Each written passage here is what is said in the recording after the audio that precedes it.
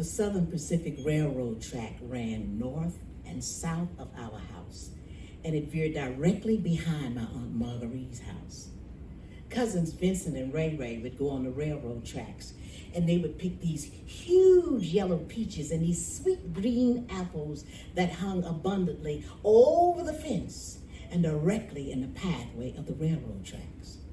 But now we girls, we were not allowed to play on the railroad tracks.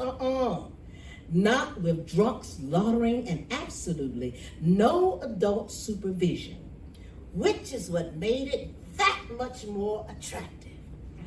I loved the summertime. No school, and we could stay up all night long watching television at my Aunt Marguerite's house. We would play baseball from sunup to sundown, and nobody would say a word about it.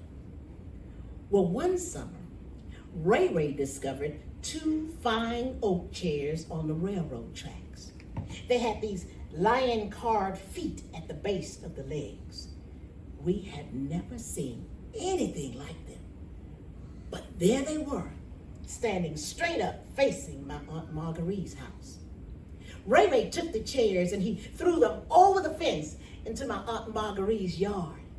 Everybody could see how excited she was to get something new into the house.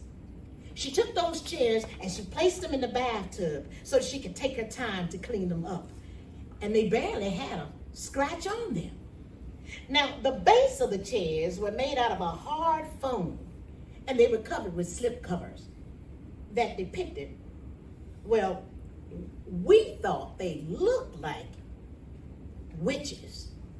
And they were sitting in chairs very similar to my Aunt Marguerite's chairs. They were wearing these black dresses, and they had bright orange hair, and there were these flying creatures around the heads of the sitting witches. But we weren't afraid of no witches. No, we weren't afraid of no witches. I didn't say anything to anybody, but they did make me feel just a little bit uneasy. That night when everyone was asleep, my Aunt Marguerite said that she heard a noise in the kitchen, and it sounded something like this.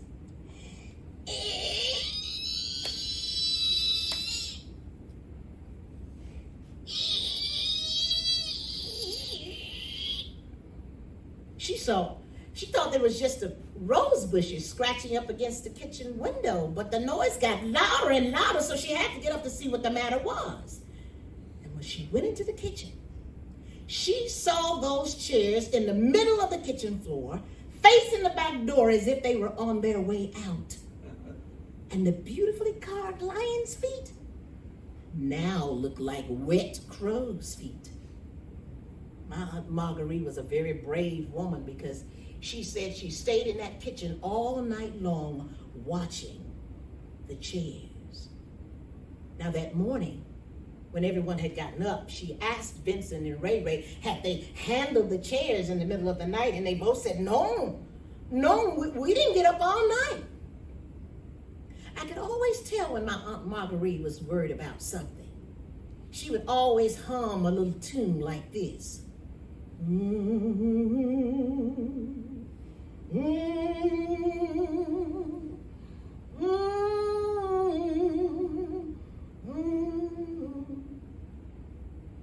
It was 12 o'clock noon, and I was in the kitchen making cheese sandwiches and Kool-Aid when there was a knock at the front screen door. And I could see that it was 2 pale ladies with bright orange hair, and they were selling something. My Aunt Marguerite motioned for me to stay in the kitchen, and she crossed in front of me and went into the hall and took a blue plastic cross from the wall.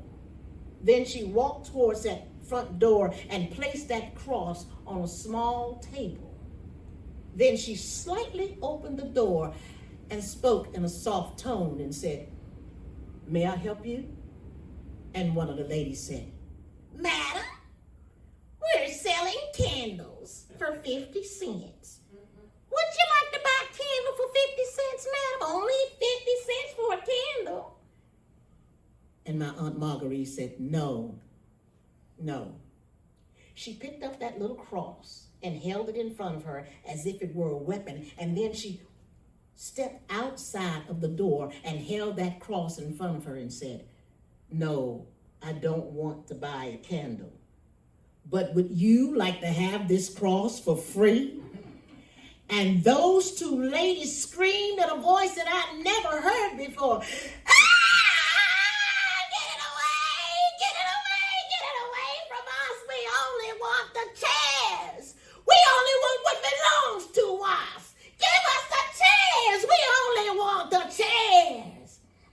Those two ladies tried to come through that screen door to get those chairs. And they pulled and she pushed. And they pulled and she pushed. And they pulled and she pushed. But they couldn't get inside. Now, with all of the noise and commotion going on, Vincent and Ray Ray came running from the back of the house. They jumped up on the porch. And they tried to pull those two ladies away from my Aunt Marguerite. But they were too strong. Well, I decided to go back into the kitchen and come out of the back door to help my Aunt Marguerite. I jumped up on the porch and I held one of the ladies like this. And when I did that, I lost my balance and I fell. And one of the ladies stood over me, and it seemed as if her neck stretched to about 4 feet in the air. And she snapped at me with stick pin-like teeth like this. I tried to remember my Sunday school lesson, but I couldn't have remembered it. It was something about some weapons. It was like no weapons formed. It was something like that. I should have been listening, but I wasn't listening. It was no weapon formed against me can prosper. And when I said that, it seemed like everything changed. I knew exactly what to do. I got up. And I ran back around to the back door and I pushed those two wicked chairs out of that back door.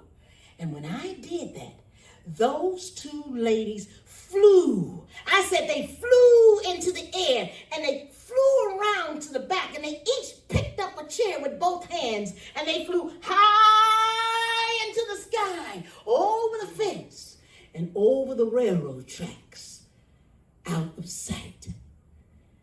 Now, we children, we learned something that day.